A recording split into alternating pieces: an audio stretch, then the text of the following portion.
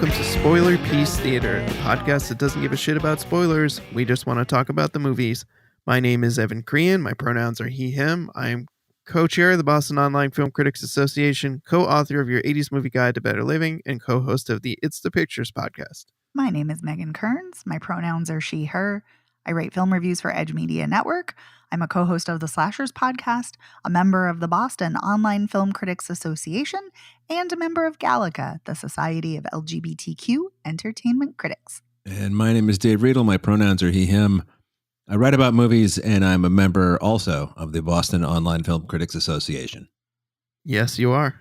Pew pew. Yeah. Got Pew, pew, pew, pew, pew. What is this, like a daily double in Jeopardy? Do you pew pew when the... Because we do. No. But that's also because I'm not a dork. So, you know. Oh, you're missing out, guilty as man. charged. That's right. You're too cool for us. I'm not that cool. I still knew exactly what you were talking about when you said it. So, Gave yourself away. Yep. So we're here to talk about movies, as we always are. But before I get to this week's movies, I'm going to mention that over on our Patreon this week, we're talking about the winner of our first poll this month. We're doing two. And it was our sci-fi horror movie poll. And the winner was the 2013 film Coherence. And we had a very fun conversation about that. So if you're a patron, check that out. And if you're not a patron, please consider becoming one. For $5 a month, you get access to weekly bonus episodes. So all kinds of good stuff. And you get to vote in our polls. And yeah, it was a good convo, a lot of fun. And you should definitely check it out. And while I'm at it, I want to say thank you to our sponsor piece patron, Heather Sachs. Thank you, Heather. Thanks, Heather. thank you, Heather. Appreciate your support. And moving on to this week's movies, we have two. We are going to be talking about the Fountain of Youth. I almost called it The Fountain of Youth. It's called Fountain of Youth. It's an action adventure kind of movie directed by Guy Ritchie. And then we've got Fear Street Prom Queen, which is on Netflix. And that is a horror movie in the Fear Street universe. So we're going to start with Fountain of Youth, which Megan and Dave both saw. As I mentioned, directed by Guy Ritchie. It's written by James Vanderbilt. It's got John Krasinski, Natalie Portman, Isa Gonzalez, Domhnall Gleeson, and I forget, looks like Carmen Ejogo, Stanley Tucci, and those are the people I'm familiar with. Anyway, I guess I'll do the 1 sentence or 2 sentence IMDb or 3 sentence IMDb, it looks like, and I'll let you two take it away. So I've got two estranged siblings join forces to seek the legendary Fountain of Youth. Using historical clues, they embark on an epic quest filled with adventure. If successful, the mythical fountain could grant them immortality. So is that an accurate description of said film? Yeah, sure. It's an accurate description of the Fountain of Youth. I mean, fuck. I thought you were going to say it's an accurate description of my butt. I thought you were going to say that too, Dave. I only reserve that for movies like The Visitor. If you haven't seen it, gang, don't. Well, not the M. Night Shyamalan one, though, right? It's the other Visitor. No, it's the one about like the guy who's, you know, the spawn of Satan and he's accidentally fucking his sister. It's so fucking. Oh God! Whoa, boy! Didn't know that was escalated. happening. Well, quickly. she's in on like Satan's evil plans or whatever. It's like a whole thing. Okay. The conceit of the movie is that he doesn't know that he's like the spawn of Satan and he has to realize it on his own so that he can absorb his powers and take over the world. And fuck this movie. Well, yeah. Sorry, I was going to say, I suspect this might not be the only tangent based on some of our text message conversation about this movie.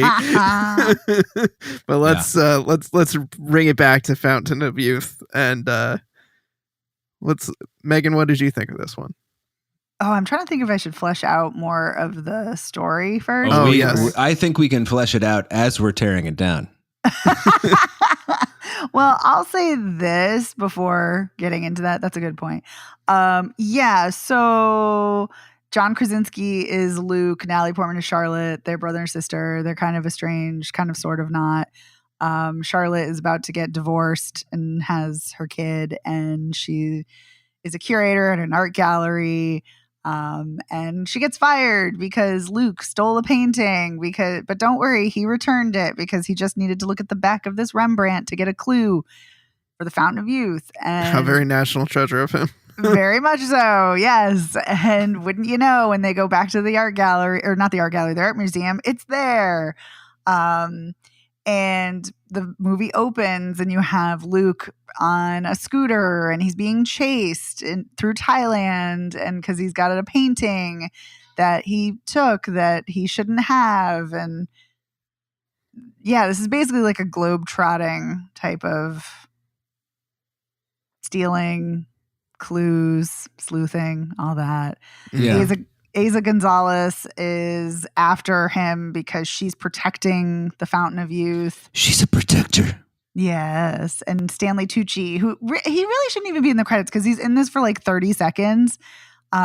He's like her advisor. Yeah, it's the a boo. elder. That's too little Tooch for me. Way too little Tooch. We need way more. I was very disappointed. I wanted way more. And then Donald Gleason is like the backer. He's like the funder because he's dying of cancer or something. And so he's funding this exorbitant expedition across the globe to look for the Fountain of Youth. And yeah, and their father, Luke and Charlotte, their father died, and he was either an anthropologist. Well, an archaeologist is an anthropologist, but he either was an archaeologist or some other facet of anthropology. Mm-hmm. And so he's dead, and they used to go on journeys with him, and so now they don't. And Luke calls Charlotte boring, and she calls him reckless, and blah, blah, blah.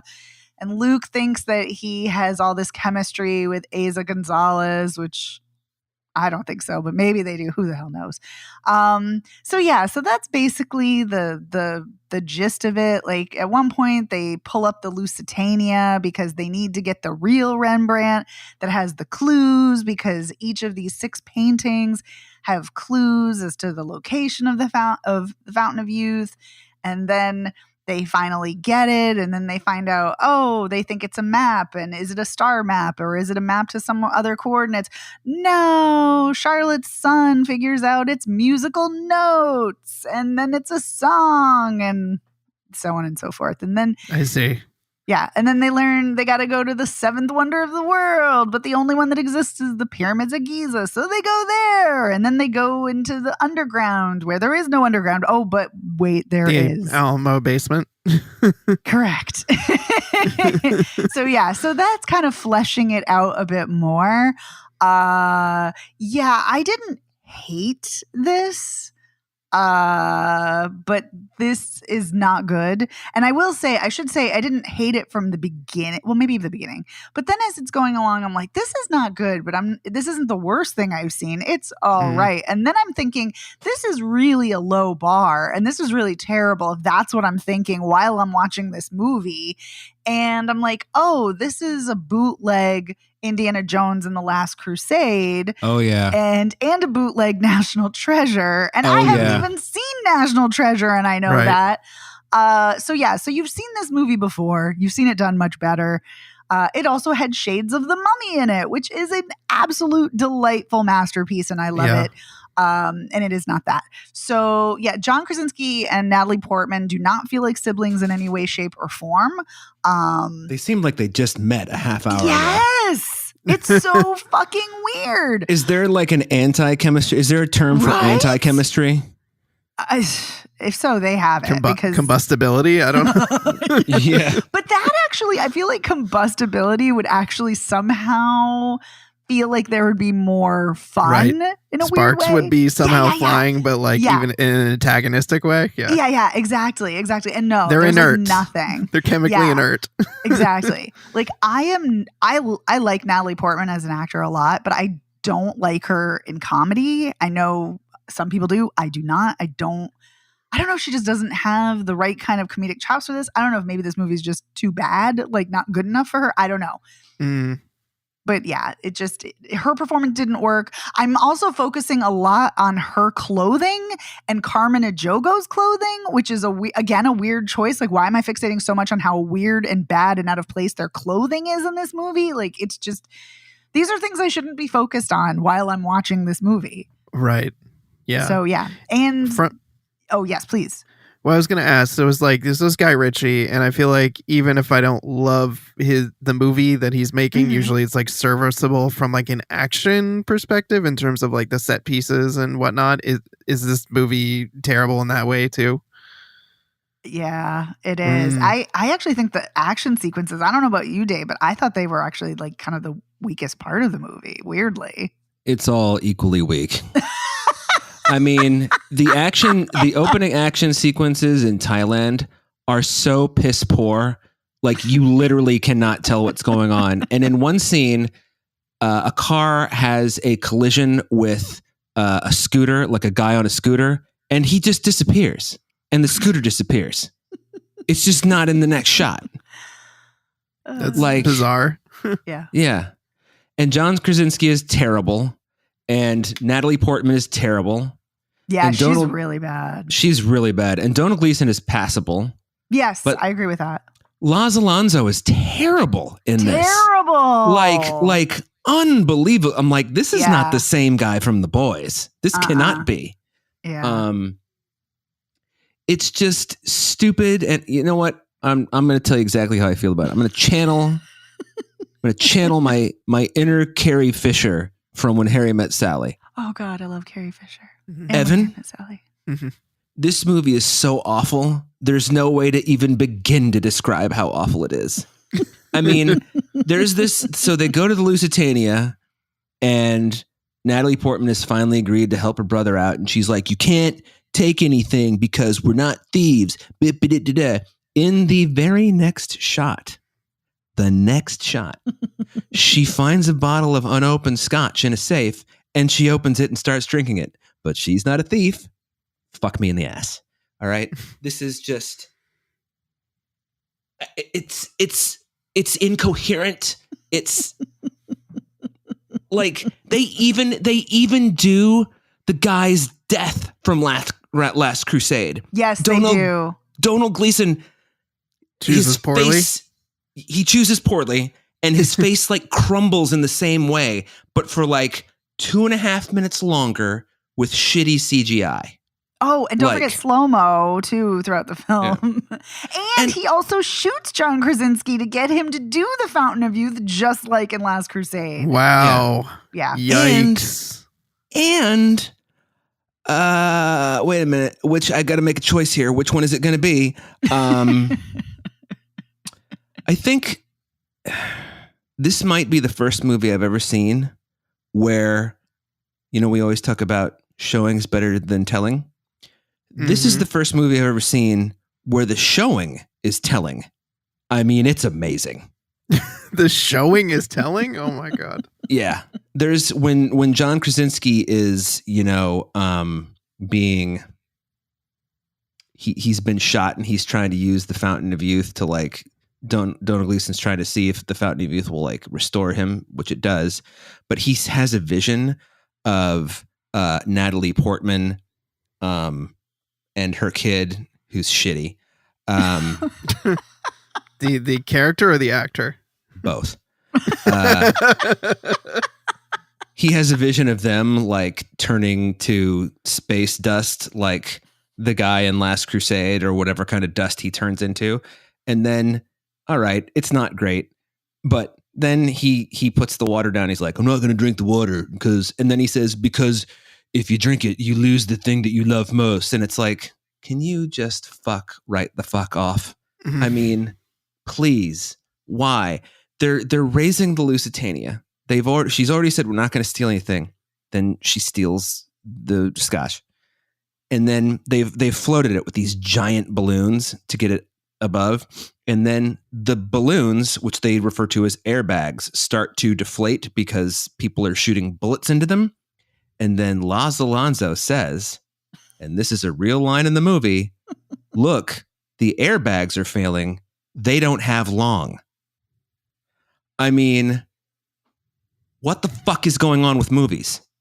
Like, I know this is like kind of getting old, me getting so worked up about this stuff. But I mean, this movie cost hundreds of millions of dollars easily. It looks bad. It's acted poorly. Its screenplay is like, it's like they took all the screenplays of all the National Treasures and all the Indiana Jones movies and all the like this King Solomon's Mines knockoffs from the 80s. That too. With Richard Chamberlain and Sharon Stone. Yep. And then they put them in a shotgun and then they fucking pulled the trigger and the pages went flying and they were like, pick them up, put them in any order and shoot that. You know, it's like, how is this the same screenwriter as the one who wrote Zodiac and Ready or Not? How? Like, how? So many of his movies, though, were shitty, though. I mean, if you've... Not those two, though. I know what you're saying. They are, but not those two. Those aren't shitty movies. I'm thinking that perhaps David Fincher being David Fincher, he had That's more true. than one writer who's not credited. That's true. Good point. I mean, the exposition in this movie just blows my mind. Yeah. It is all exposition. And they also do that thing that English people do where they say maths instead of math. This is not a movie for, this is an American movie. They make it very clear. You know why? Because it's stupid. So everything should be American in it, dialogue wise. And the kid, even though he's English, I mean, and then just, she describes her husband as like, well, why are you and your husband divorcing? Because he's like a dog, except for the loyalty. What kind of writing is this? Dog shit. What am I fucking listening to? Sit, movie, sit. Bad dog. This is not Ubu's story, okay? I thought of Ubu too. And by the way, when they figure out the music, the kid's like, this isn't math, it's musical notes. First of all, anybody who knows anything about music theory knows how closely related math and music are.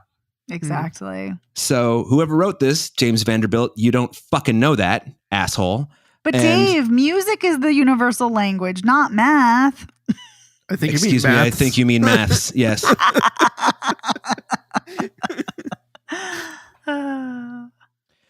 But then the music, it sounds like, what's the really famous Linkin Park song?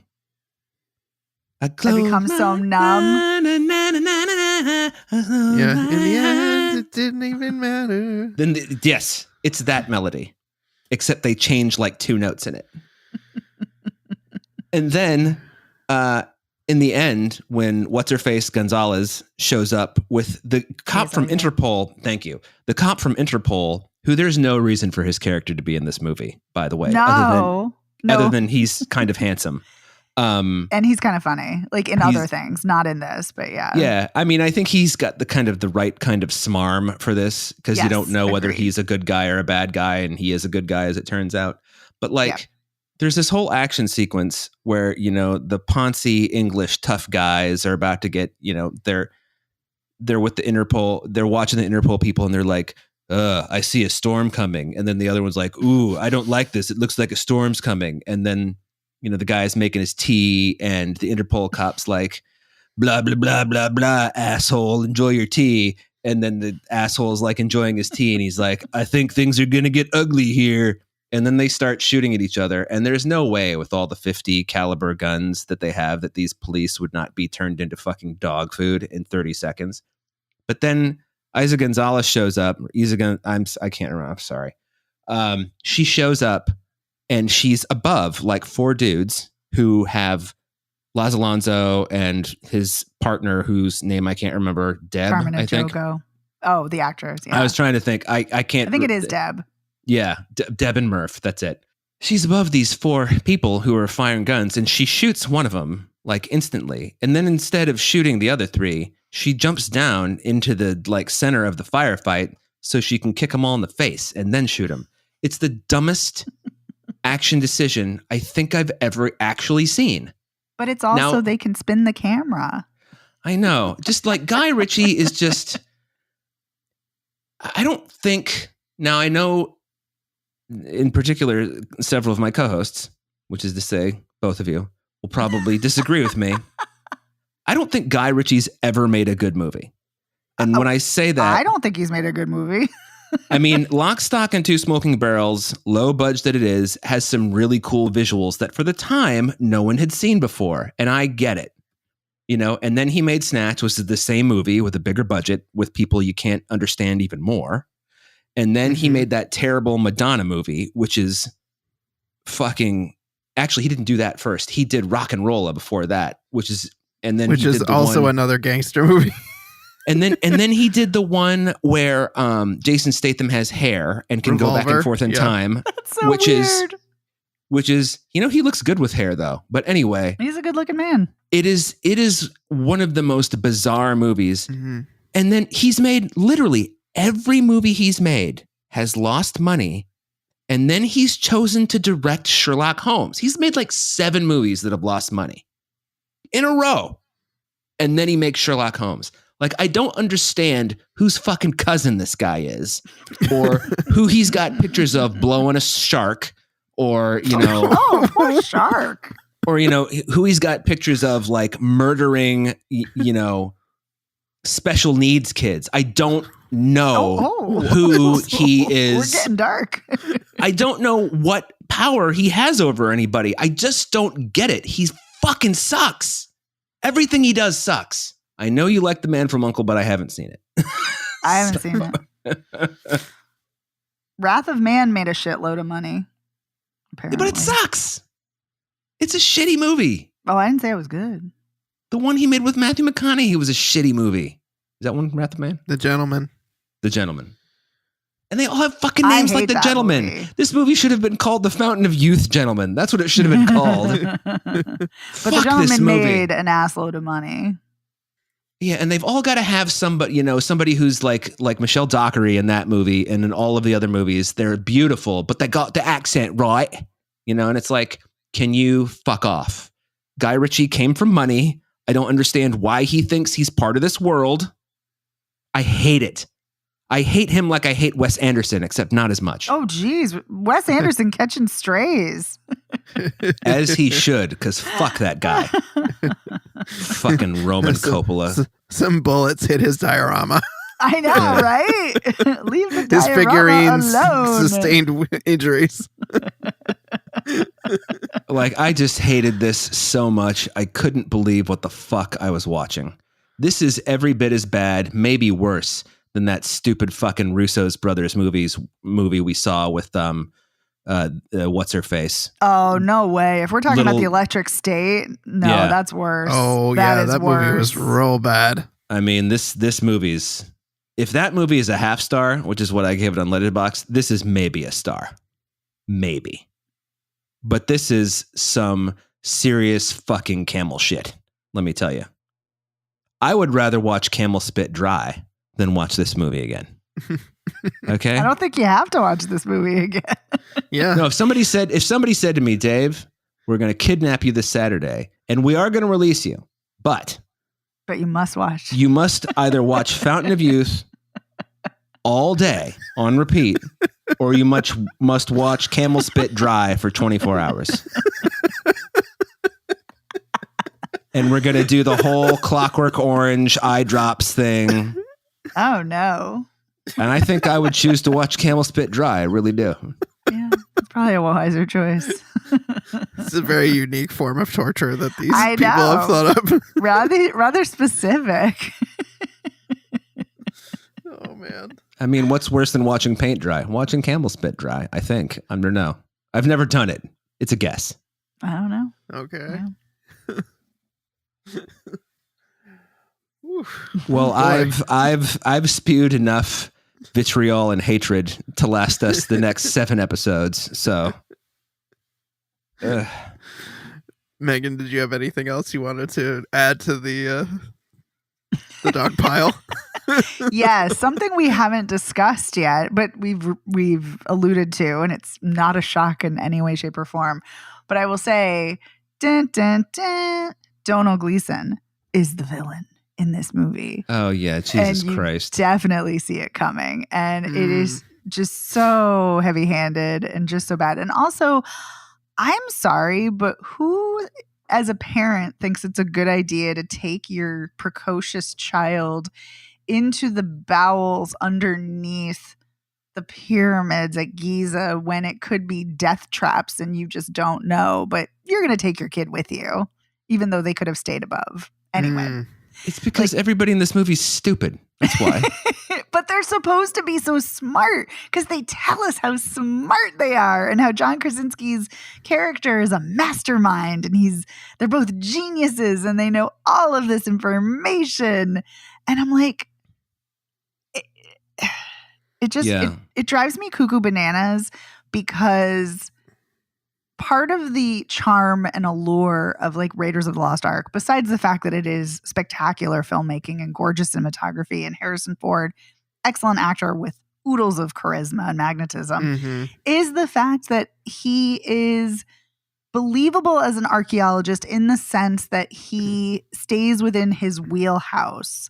And as the movies progress, he kind of gets out of that. But that's the thing. Like when you're an archaeologist, you specialize in certain time periods, certain regions of the world. And these two ding-dongs in this movie just happen to know everything about every single artifact and every single myth and every single everything. And I'm just like, oh boy. So yes, so the logic within this movie is absurd. The action is not good. I will say the one thing I will give this movie credit, so often in movies nowadays, unfortunately, a lot of times the lighting is dim, the colors, there's no contrast, and the colors definitely pop here. There is a contrasting color palette here. That's the one compliment I will give this movie. This movie does have highly contrasting color yes. scheme, which kind of goes to shit when they get to Egypt and everything is yellow. Right. And they do film on location. They do go to Egypt. They do film in Vienna. They do film in Thailand. Yeah. Oh, here's the one last thing I'll say. Oh. After watching the shittiest, most derivative movie I've ever seen, the closing credits. Oh God. Have the worst, shittiest derivative band that ever existed. Oasis. I mean, it's like Guy Ritchie was watching this and he's thinking, there's a guy out there in the Boston area. His name's David Riedel. He hates everything I do. And I know he has to watch this. What's the one thing that I could do that's going to make this even worse for him? Not watch Camel Spit Dry. He'd do that on his own. What's the other thing? I know. I'll put in the band he hates most in the world. Oasis. I will say that my most hated part of this ending was not Oasis, although not a great choice of songs for the credits, but that when they get out and they're exiting the pyramids, John Krasinski tells Natalie Portman, like, oh, your job, I made you lose your job so I can hook you up with another job. And then she's like, no, let's go on more adventures and find more lost things. There's so much to do. And then her precocious kid says, I've got an idea. And then it cuts. And I'm like, yeah, I got an idea. Why don't you go put your thumb up your butt, kid? Jesus. Got any eggs at home? Go suck one. Fuck off.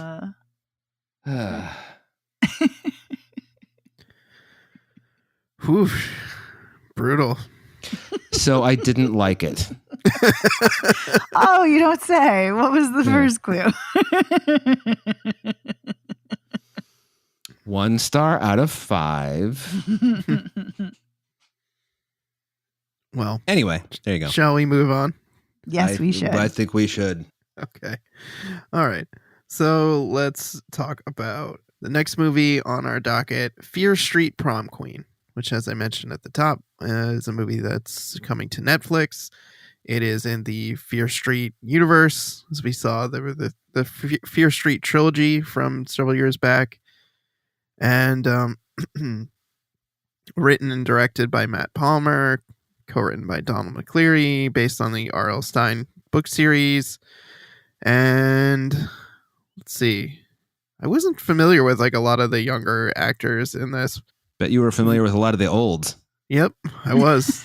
Did recognize Catherine Waterston, Lily Taylor, and Chris Klein. I was familiar with them. I actually didn't recognize Chris Klein, but I recognized his voice. And I was like, Yep. is that Chris Klein? And I had to look him up to confirm that it is. You're like, indeed. Yes, it is indeed Chris Klein. I was correct. Yeah. Nice. So let's see. Here's the IMDb one sentence summary. When the it girls, I'm putting it in air quotes, girls competing for prom queen at Shady Side High start to disappear, a gutsy outsider discovers she's in for one hell of a prom night. Yeah, sure. I mean, it's the 80s. It's what, class of 1988, I guess. They're coming up on their senior prom. There's several girls that are running to be prom queen. We've got this one girl, what's her name? Tiffany Falconer. She's kind of like the head mean girl, and then all of like her crew, they're also kind of like running to be prom queen. And then there's like the stoner, like, you know, druggy girl wearing the red cowboy boots, and I forget who else. And this our lead character, who's like kind of nerdy and also running, and like her mom, there's just like rumor in the town that, like, you know, her mom killed her dad. It was murder, and so that's kind of like hanging over her. So she's kind of like an outcast, and people pick on her about it, particularly Tiffany Falconer, the lead bully. And she's got a friend who's really into horror movies, and it's just like it's a slasher. Like the girls running for prom queen start getting killed off in a brutal fashion, and then a movie just like kind of jumps right to prom night, and you know, they're at the high school, the prom's going on, and then people are just slowly getting picked off by the killers.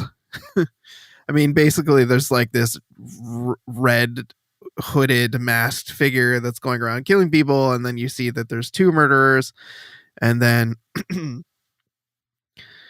surprise, there is it's a whole family murder spree, because you find out that the Tiffany, her dad, who is the he's a teacher at the school, but I think he's also like a coach of one of the teams. And he's been killing people. Him and the wife, Catherine Waterston, have been killing off the other girls to help their daughter become prom queen, because I guess they're worried she's not going to win. And they discover, like, he chases them, Megan, and her friend's name is Megan. And, I just Laurie and Megan, yeah. They chases Laurie and Megan are kind of like two like heroes into the gym while the prom is going on, and then chases them up on stage, and they like jab them in the eye. Laurie jabs in the eye with a tiara. And then people are like, oh my God, you know, Mr. Falconer is the villain or whatever. And then, of course, like, the wife is like, I had no idea this was going on. So Laurie, being the nice kid that she is like, oh, Tiffany, I'm sure you're probably traumatized by all this. Like, I'll come and I'll stay with you. And then while she's there, like, the mom gets home and tries to kill her. And then Tiffany also, you find out, is trying to kill her. She stabs her. And then there's this whole confrontation at the Falconer house, where Tiffany gets knocked off of the stairs and gets impaled on this falcon statue at the bottom of the stairs. And then I forget, the mom gets like whacked in the head with like a trophy or something like that, and she ends up dying. Mm-hmm. And yeah, that's the end of the movie, right? Am I forgetting anything? No, it's short. Yeah, it's an hour. It's under an hour and a half. It's tight. It's a tight movie. Yeah. What do we think of this one, Megan? What do you think? Oh God. Well, Dave's feelings about Fountain of Youth are pretty much how I felt about this movie. Oh, that's a shame. I mean, yeah, for me, it certainly was a shame. Because it was a rough week of movies. Mm-hmm. I love slashers. I watch a shitload of slashers. I talk about slashers.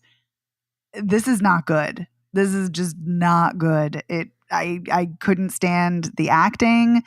I felt like it was an utter waste of Catherine Waterston. Although when you put Catherine Waterston in a movie like this and she's barely in it, I'm like, oh, well, she's going to be the killer. So for me, it was very obvious. And I don't think I realized the entire family was going to be killers, but yeah. And I didn't like the protagonist. I liked Megan, and not just because she shares my name, but I liked her. And Suzanna Son, she was in Red Rocket, and she was great in that. So I really liked her. And I think I would have liked this a lot more if it focused on her, and if Ariana Greenblatt had survived, because she's a great actor too. Like, she's in Ahsoka. She's been in a lot of other things that I've seen, and she's good in those things. So I was very disappointed that she got killed off so quickly. Yeah, I just found this very tedious, very boring. I will say it's got a killer soundtrack, though. Yep. The 80s soundtrack is elite. You saw what I did there. Anytime you're going to have Laura Branigan, Gloria, I am here for it. And self-control. I mean, that was in there too. Getting there. I know. Sorry. No, I was just excited. I love how excited you were, because Laura Branigan is the fucking shit. And I feel like I don't hear enough of her music, because I grew up listening to her music, and she's great. You got the Eurythmics. So good. But I will say, if you're going to have a movie that's set in 1988, you better damn well make sure that the songs in it have come out. And Roxette's The Look had not come out yet. So that is not accurate. Oh, wait. There's a quibble, though. It didn't come out till 89. The single came out in 89. That album came out in 88. Now, did it come out in May of 88? I don't know. Exactly. But I look, because I thought about that too. I'm like, I'm pretty sure I remember this being my freshman year of high school. Yeah. So the timeline, it's wonky. It's I'm feeling you is what I'm picking up the vibe you're putting down. I love it. I will also say that if you're going to have a movie in the 80s, they should look like they're in the 80s. They do not look like they're in the 80s, aside from one girl who has a scrunchie. And yes, her boyfriend has a scrunchie too. I don't think any dudes had that hairstyle though, but that's neither here nor there. Maybe he was doing his own thing. Who knows? But yeah, so this just sadly was not a fun experience for me, aside from the great soundtrack. It was a great soundtrack. Okay. Dave, how do you feel? Yeah, this is the least of the Fear Street movies. I didn't hate it, but I may have watched it at 1 1/4 speed. And the Fear Street trilogy is so good. It is. I know. So good. So good. I thought, I thought the kid who played Tiffany was actually pretty good. The most evil girl. You know who I felt bad for? I can't remember her name. Is it Melissa? It's Melissa. The one who stands up to Tiffany and then gets killed? The one who finally stands up to Tiffany and then gets the cleaver. Yeah, that was a heartbreaking part. I was like, no, don't kill her. Please don't kill her. Yeah. So there was that. I was distracted because I kept thinking to myself, is like, how did they send Alexis Bledel back in a time machine to star in this fucking movie? Because I don't like her. So I didn't, I was just like distracted by it's not that I don't like her. I don't like the Gilmore Girls. So anyway, I was distracted by the young woman playing Lori India the Fowler. whole time. Yes. I was distracted by the references to Halloween, the references, the reference to prom night, the reference to any connection to either Halloween or Jamie Lee Curtis. And it's like, look, I know that those are two iconic things, but we have to move beyond those being the only two iconic things in slashers of this time period. And I don't really care for Catherine Waterston. I really don't like Chris Klein. No. I think he ought to be down on his hands and knees every day, thanking his Lord and Savior Jesus Christ for being cast in, I don't know if he's a Christian or not, but for being cast in American pie because he is one of the worst actors who ever had a short career. I mean, good God, that guy's bad. That being said, I didn't hate it like Megan did. Yeah, I did not. I like mean, it. yeah, I didn't like. I mean, the CGI blood was shitty. I did, but I had enough. Not fun, but Tiffany's character choices were interesting to me. Whatever her name is, Fina Strazza. I thought that her choices were kind of weird in places in a good way. Mm. And I also liked Suzanna Son as Megan. And I think there was a whole queer thing that they could have explored, but they didn't explore. Fuck yes. Because it really seemed like she and Laurie were going to end up making out there and realize that they were, going to be their dates for the prom other than in name. But, instead we had to watch Laurie have to go fight off the guy who she had a crush on in second grade just so we can see him then get stabbed in the head. And it's like, oh, come on. And I knew who the villains were going to be. And I figured that Tiffany was going to be too, just because, well, there's no fucking way that her parents, this is not me being able to guess the ending of every movie. I can, but this is just more like just thinking it through. Well, there's no fucking way she got through 17 years of her life and didn't pick up on any of her parents' fucking weirdness, That would have been cool though, if she had no idea that they were. It would have been a better idea. Serial killers. I think it would have been. I think I pegged fairly early on that it was going to be her parents, especially when I saw there were two. I was like, oh, okay, that's definitely her parents. And I was thinking they tried to misdirect us with Lily Taylor, I think. Right. But, but I agree. It would have been more interesting if Tiffany wasn't in on it than having her be in on it too, because that would have made for a more interesting scene. It's like, we find out that Catherine Waterston's the other killer, and then let's say we find out that Tiffany is finds this entire thing disgusting, and then her and Laurie team up together. That would have been really interesting. That would have been cool. Yep. Agreed. Or Tiffany was the other killer, and her mother didn't know. Oh, why not? Yeah. She comes home and she's like, "Oh, my poor little angel! I can't believe this happened to her." And then she stands up with that, the knife that you hold between your fingers right here, like she has in the closet, straight out of Halloween, which really irritated the shit out of me. And then she stabs her mom in the sternum, and she's like, "Oh, baby, what are you doing?" And she's like, "I wanted to be prom queen, bitch," or whatever she says.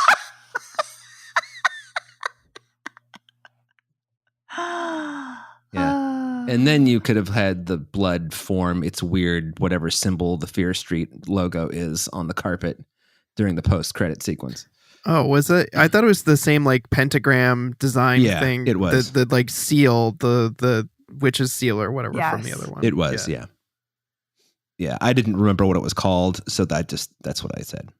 Gotcha. Okay. What about you though? You've kind of piggybacked a little bit, but yeah, I mean, I actually had quite a bit of fun with this one. I think I wasn't taking it super seriously. It felt like one of those movies that was very clearly a send up to the 80s and other movies, and so I wasn't thinking I wasn't too hung up on the fact that it was doing stuff that was derivative or very heavily influenced by other things. I was just kind of like, this is a silly stylized movie that is send up to the era and the genre, but I'm just kind of was enjoying it on a more I don't know, visceral level. It was just it's kind of fun. It's in a Fear Street world. It's a slasher. It's a tight 90-minute movie, and I really you said, Megan, the soundtrack I responded to very much so. I really, really enjoyed the soundtrack. And some of the kills were kind of interesting. I thought the one was particularly brutal where he chopped the kid's hands off and then he couldn't open the door. I thought that was particularly cruel and twisted to do to somebody. That was messed up. Other than that, I feel like the rest of them were kind of pedestrian, but I also really liked when the daughter got impaled on the Falcon statue at the bottom of the stairs. I thought that was particularly fun. I have seen that before. I've been like scouring my notes trying to remember what movie that's from, but that is definitely from something. Oh, it happens in Dead movie. Alive for sure. Or Brain Dead, whatever the Peter Jackson movie is called. Yeah, I've heard it called both things. Yeah. Yeah, I mean, like impaling happens in a lot, but I mean, like that specific way of like falling off the stairs and like falling. Off the stairs.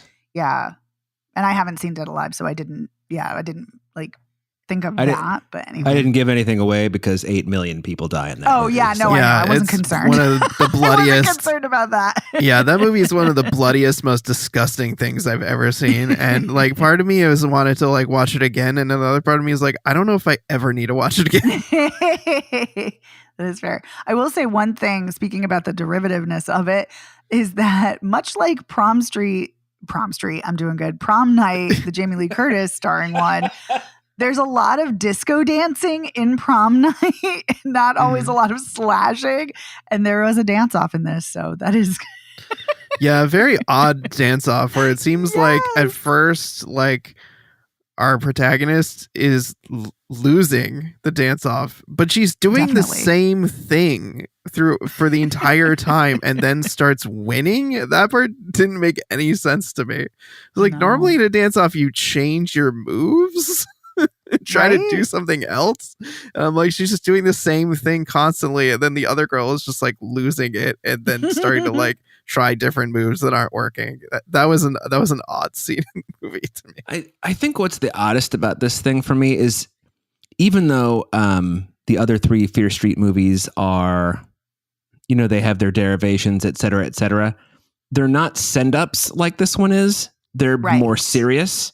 And they embrace their time periods in a I don't want to say respectful, but in a respectful kind of way. I think you're right. Whereas this is not this. Go ahead, Evan. I'm sorry. Yeah, in a more grounded way, in a like we're actually trying to portray the time period as opposed to just like parody it, essentially. Right. And that's kind of what this slips into. And I don't think because they're like, oh fuck that time period. I think it's just more like, hey, wouldn't it be fun if it's more like that? But it doesn't work. Also because the story in this one is so thin. I mean, those other 3 movies, whatever you think about them, it's a rather dense, layers of plot for horror movies. Yeah, they had like a whole mythology and like interconnectedness of the movies that really worked, I think. Yeah. And there's a real strong emotional core too, and it's a queer love story at its heart. So yeah, but even the second one, 1978, is that's a great slasher, like excellent. Yeah. That one I think was my favorite. That one's such a good one. That's a good one to pick as your favorite. But Lee Janiak is also, I think, a much better filmmaker than the director here. So there's also that. Yeah. It's more like this seems like an afterthought or a stopgap, you know? I'm assuming there are going to be others. There are. Yeah, there's one in talks for Chloe Okuno to direct, which I'm very excited for. I hope she's still working on one because Watcher is such a great movie. Oh, yeah, that was a good one. Mm-hmm. Yeah. And, and I was thinking about it and I was like, because there have been a lot of criticisms.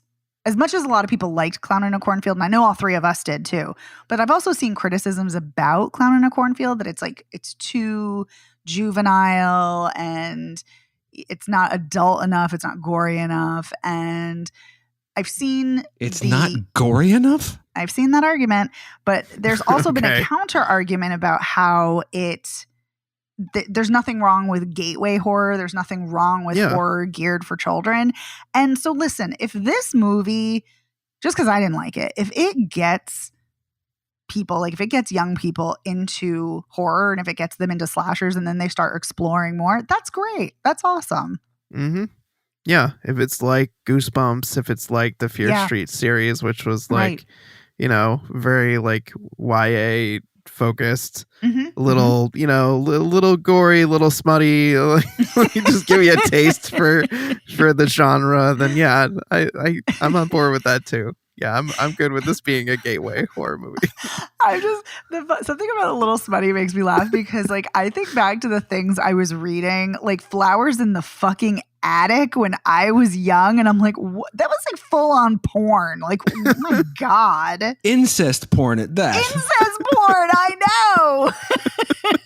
Like, oh my God. The shit I read as a tween and like, oh my God. Anyway. Yeah, I can guarantee you my mom did not know the content of Flowers in the Attic, or else my brother's copy would have been out the window. Oh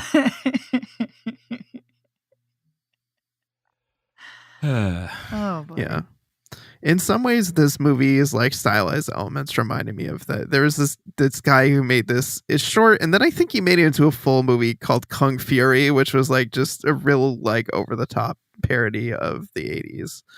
Ooh. And this definitely felt reminiscent of that. Like I think there's like, I remember it's in it. The ending song, I think, is by a band called Power Glove. So it's like to give you an indication of kind of like the vibe that they're going for. It's very much that. Like the score, the parts of the score to me definitely felt like there were elements of like the Unsolved Mysteries theme in it. Well, you know, it's funny that you say that. I think you're 100% spot on. But it's funny that you say that because so many of slashers were whodunits. And so it makes sense. It fits. So I hope they were inspired by Unsolved Mysteries theme. Yeah. Lean on the creepy, lean on the eerie synths. Oh boy. We were talking about Twilight Zone on the Patreon. Unsolved Mysteries. That show just creeps me the hell out. Super creepy show. I think Robert Stack creeps me out more than the show. Yeah, the voiceover. Yeah, the Robert Stack voiceover. Oof. Those were unnerving voiceovers. Yep. Not a show to watch late at night. All right. We have any other thoughts on Fear Street Prom Queen? Too much exposition and narration.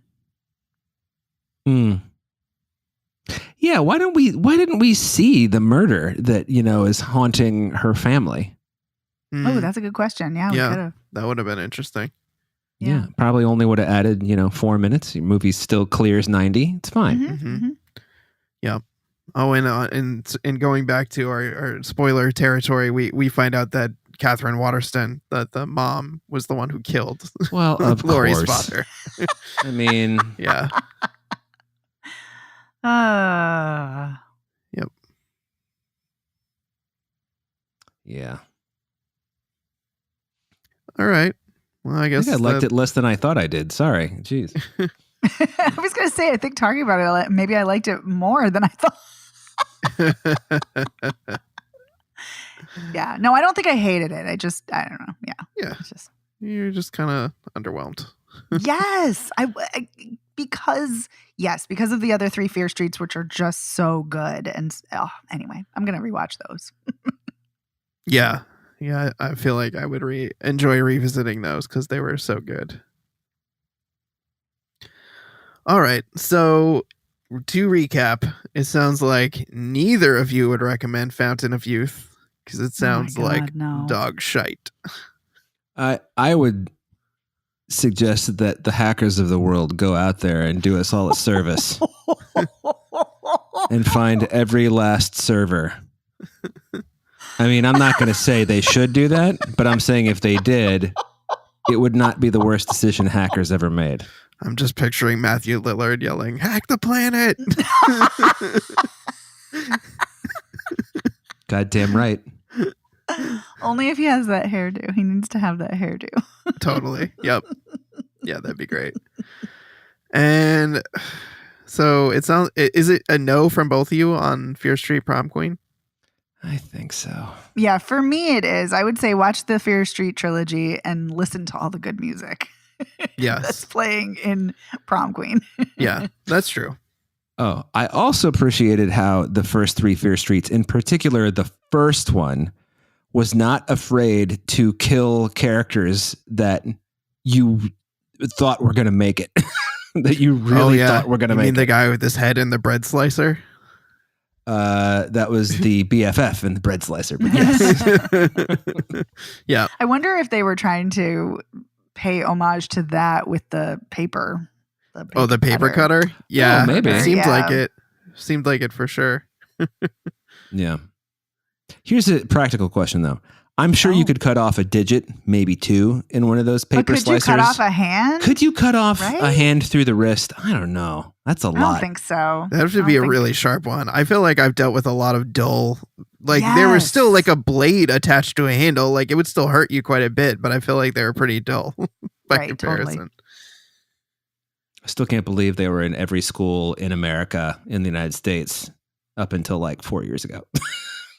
Yeah, they're pretty dangerous. Mm-hmm. A lot of them were like rusty too. It'd be like, oh great. I don't know if I'm going to die from the, tetanus the blood loss or for tetanus. Right. Yeah. Well. Oh well. Yeah. And I enjoyed Fear Street Prom Queen, so I would say watch it. All right. Well, that wraps up another episode of Spoiler Piece Theater. We want to say a huge thank you to our editor, Otto Clamor. Otto, thank you so much for making us sound so great week after week. Thanks, Otto. Thanks, Otto. You can find us anywhere you get podcasts, but you can also go to our website, which is spoilerpiece.com. You can find us on social media. We're Spoiler Piece Theater on Facebook. We're at Spoiler Piece on Twitter, Instagram. We're also over on Threads and Blue Sky now, so check us out there. If you want to get in touch with us, you can email us, spoilerpiece@gmail.com. Tell us your thoughts on this week's movies. Tell us why you thought Fountain of Youth was actually amazing and we're wrong. Or why you totally agree with Megan and Dave on Fear Street Prom Queen and I'm wrong. Or you can give us a call at 862-21-PEACE. Leave us a voicemail, shoot us a text. We'd love to hear from you about any of this week's movies, other movies we've covered, any movies in general, and pretty much just about anything else. We're game to talk about just about anything. Indeed. And if you like the show, please rate and review us by going to ratethispodcast.com/spoilerpiece, and that will take you to your platform of choice. Your reviews are very much appreciated, and they help us kind of build cred in the podcast world. So thank you for doing that. And if you really, really like the show, please consider joining our Patreon. I mentioned at the top of the episode. This week we talked about the winner of our sci-fi horror movie poll, the 2013 film Coherence, and that was a really fun combo. As I mentioned, $5 a month. You get access to weekly bonus episodes, and you can vote in our monthly polls. So thank you if you are a patron. If you're not, consider joining. My name is Evan Crean. I am co-chair of the Boston Online Film Critics Association, co-author of your 80s Movie Guide to Better Living, and co-host of the It's the Pictures podcast. You can follow me on social media as Real Recon, and that's real as in film reel. My name is Megan Kearns. I write for Edge Media Network, co-host of the Slashers podcast, member of the Boston Online Film Critics Association, and a member of Gallica. You can follow me on Blue Sky and Twitter at OpinionS World or on Instagram and Letterboxd at The OpinionS. My name is Dave Riedel. I write about movies. I'm all over the social medias, wherever. I'm David Riedel on Blue Sky, and I'm Dave Sees Movies and Everything Else, or something, whatever. And I'm a member of the Boston Online Film Critics Association. Social media is dead, whatever. And on that note, we'll see you next week. Bye. Bye.